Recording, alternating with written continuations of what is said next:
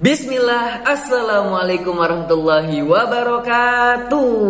Adik-adikku yang soleh dan soleh, jumpa lagi bersama Kagung Tio di channel Azza Kids.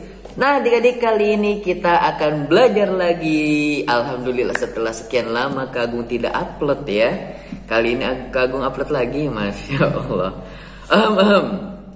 Nah, sebelumnya Kagung minta maaf karena berhubung sedang berpuasa ya. Kagung juga tadi lagi banyak cegukan. Jadi kalau misalnya nanti tiba-tiba itu karena Kagung gak bisa minum adik-adik ya. Jadi dari tadi udah berusaha nahan napas biar cegukannya hilang, tetapi belum juga beres. Jadi ya tetap semangat walaupun cegukan, walaupun lemes, walaupun apapun itu. Yang penting berpuasa itu harus semangat, gak boleh nampakin lemes. Lihat dong kayak Kagung gak lemes kan? Nah adik-adik, oke, kita langsung aja. Kali ini kita akan mempelajari tentang iman kepada kitab-kitab Allah. Nah sebelum kita membahas tentang iman kepada kitab-kitab Allah, kita kenalan dulu dong, iman itu apa sih Kagung? Oke, silakan Agung jawab, apa itu iman? Aku ya Kagung ya? Iya. Aku. Iya. Aku. Enggak, dia. Iya. Ya, kamu jawab. Iman adalah keyakinan di dalam hati, diucapkan dengan lisan, dan dilakukan dengan perbuatan. Masya Allah, 100 barakallahu fik. Iman itu artinya percaya atau yakin. Jadi yang namanya rukun iman itu adalah rukun kepercayaan dan keyakinan. Jadi kita benar-benar harus yakin kepada Allah, percaya bahwa Allah itu ada, percaya bahwa Allah yang menciptakan kita semua, percaya kepada malaikat, percaya kepada kitab. Nah, pembahasan kita kali ini adalah rukun iman yang ketiga. Oke, coba yuk kita bacakan dulu hadisnya. Sebagaimana dulu Rasulullah ditanya oleh malaikat Jibril. Hah? Malaikat Jibril nanya ke Rasulullah? Iya, malaikat Jibril nanya ke Rasulullah. Hah? Oh, kenapa kamu hahaha? Enggak, bingung aja. Ya, jadi ceritanya malaikat Jibril ini datang kepada Rasulullah ingin mengajarkan para sahabat yang lain tentang rukun iman, tentang rukun Islam dan juga ihsan. Jadi malaikat Jibril datang bertanya bukan untuk bertanya sungguhan, tetapi agar para sahabat yang waktu itu sedang berkumpul ikut mendapatkan faidah atau ilmu dari pertanyaan malaikat Jibril. Nah jadi malaikat Jibril itu nanya, "Ya Muhammad, apa itu iman?" Lalu Rasulullah SAW menjawab, "Antu'minu billahi wa malaikatihi wa kutubihi wa rusulihi wa tu'minu bil qadari khairihi wa syarrihi." Ada yang salah nggak? Ternyata ada yang salah adik-adik. Rukun iman itu ada 6. Ada 7 dikurangi 1 jadi 6 ya. Jadi intinya rukun iman itu ada 6 adik-adik. Nggak boleh ditambah, nggak boleh dikurangi. Tadi Kagung baru menyebutkan 5. Nah kira-kira ada yang bisa membenarkan? Aku Kagung. Oke, silakan sebutkan rukun iman yang 6. Yang pertama, beriman kepada siapa? Allah. Yang kedua, malaikat. Yang ketiga, kitab. Yang keempat, Rasul. Yang kelima, hari kiamat. Yang keenam,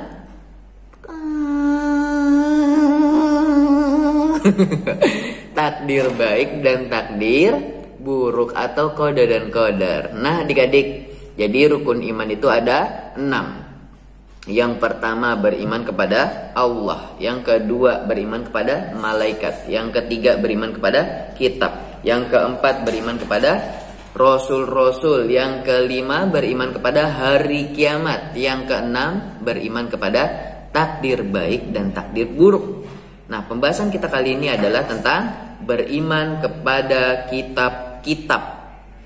Apa yang dimaksud dengan kitab di sini? Ya, kitab yang dimaksud di sini bukan kitab Iqra, bukan kitab PAI, bukan kitab yang lain-lain, tetapi kitab yang sesungguhnya atau kitab suci, kitab panduan yang datang langsung dari Allah melalui malaikat Jibril lalu disampaikan kepada para anbiya atau para rasul. Ya, Di antaranya rasul-rasul yang memegang kitab tersebut adalah kitab Taurat. Yang pertama, kitab Taurat diturunkan kepada Nabi Musa alaihissalam. Kitab Zabur diturunkan kepada Nabi Daud alaihissalam.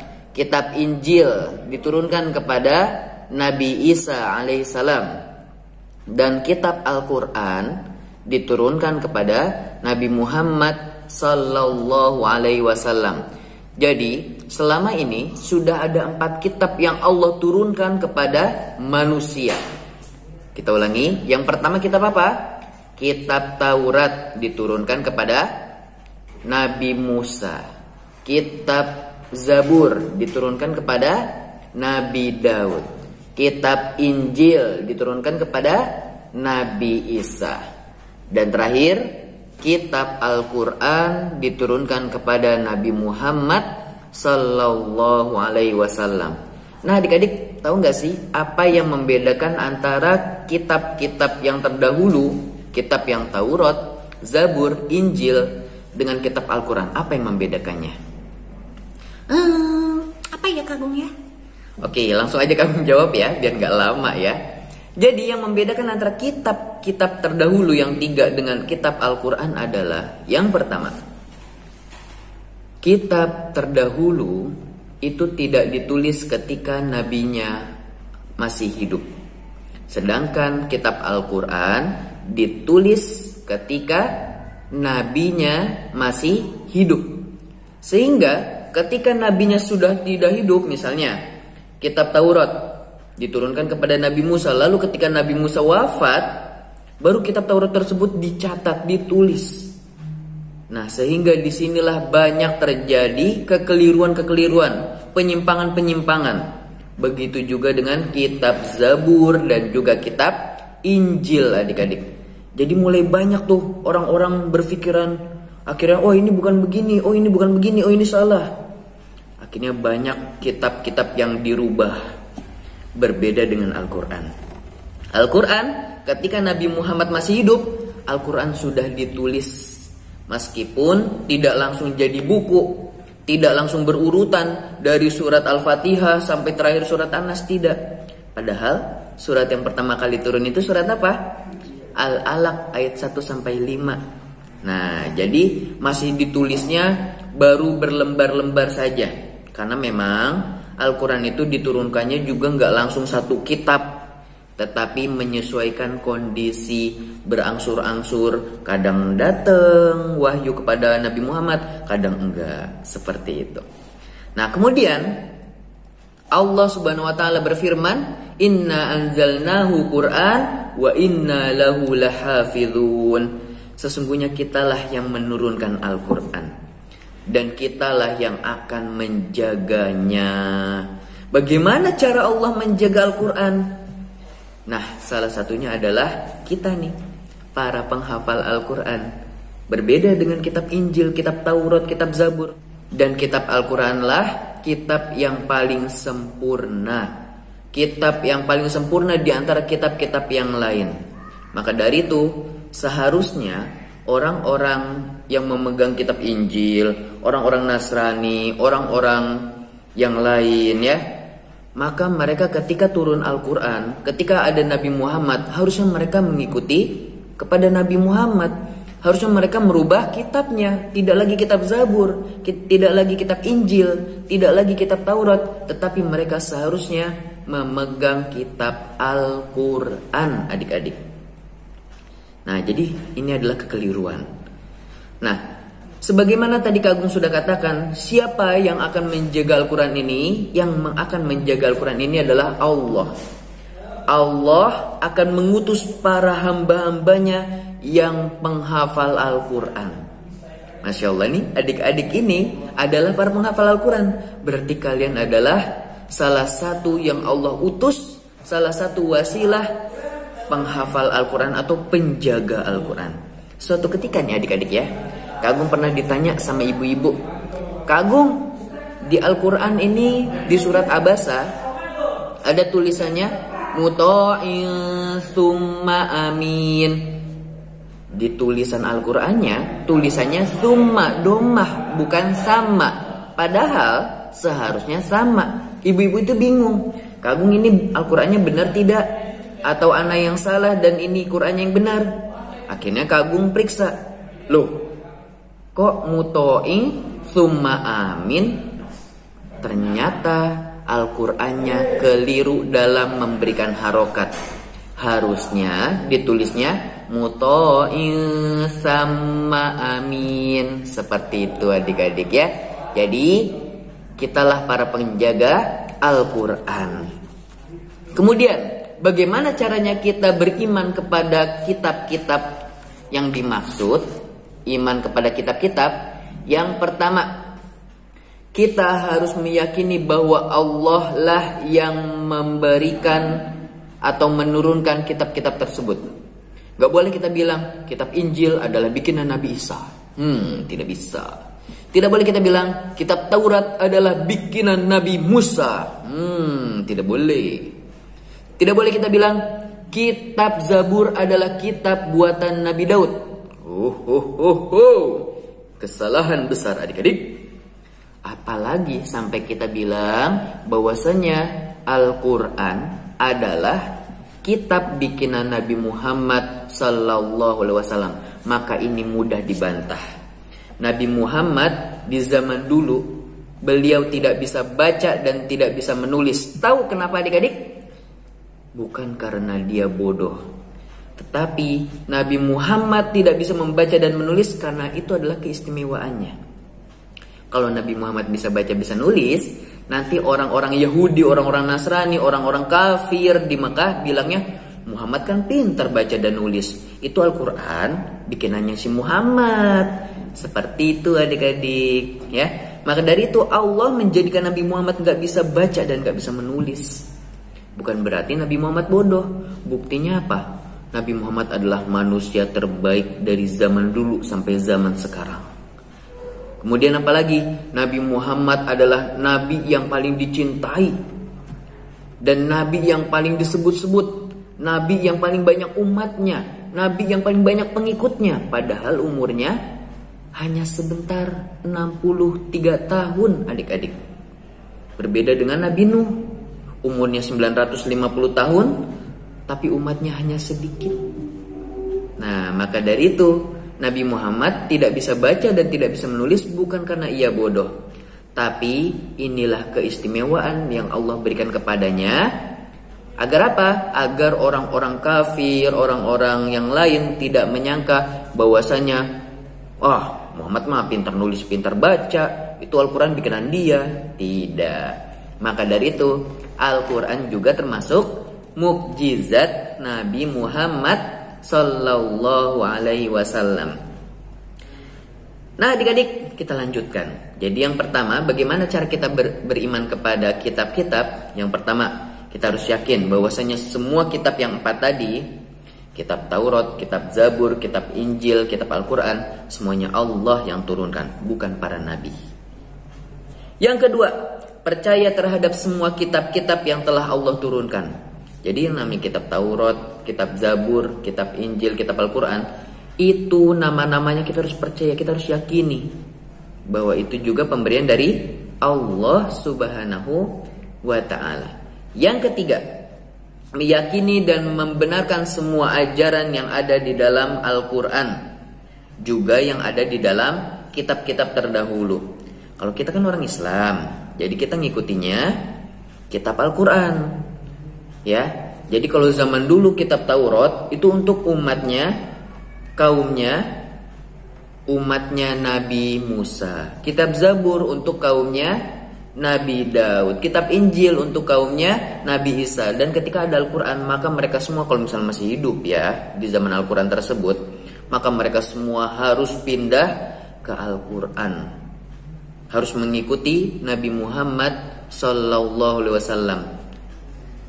Sebagaimana keponakan Khadijah radhiyallahu anha yang mengatakan, kalau saja aku hidup ketika Nabi Muhammad diutus menjadi nabi, maka aku akan beriman kepadanya.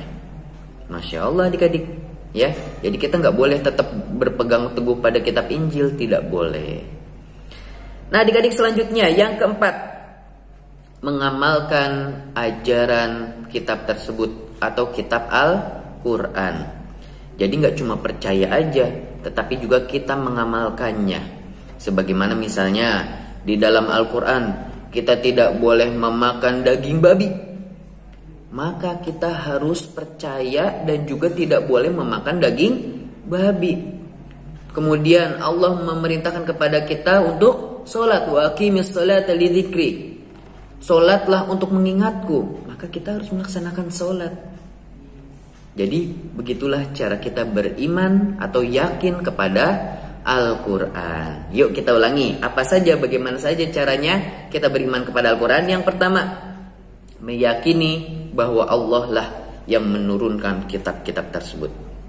Yang kedua, percaya terhadap semua nama-nama kitab yang Allah turunkan. Yang ketiga, meyakini dan membenarkan semua ajaran Al-Quran dan juga nama-nama kitab terdahulu. Tapi yang belum diubah isinya, ya. Kalau yang sudah diubah, kita nggak boleh pelajari seperti itu. Yang keempat, mengamalkan isi Al-Quran. Apa yang Allah perintahkan di dalam Al-Quran, maka lakukan. Apa yang Allah larang, maka tinggalkan, jangan dilakukan, ya. Seperti itu adik-adik. Kemudian jadi caranya Allah menurunkan kitab-kitab tersebut, yaitu Allah berfirman, Allah berkata, Allah mengatakan, kemudian melalui perantara malaikat Jibril ini menurunkannya kepada para nabi, diantaranya kepada Nabi Muhammad SAW.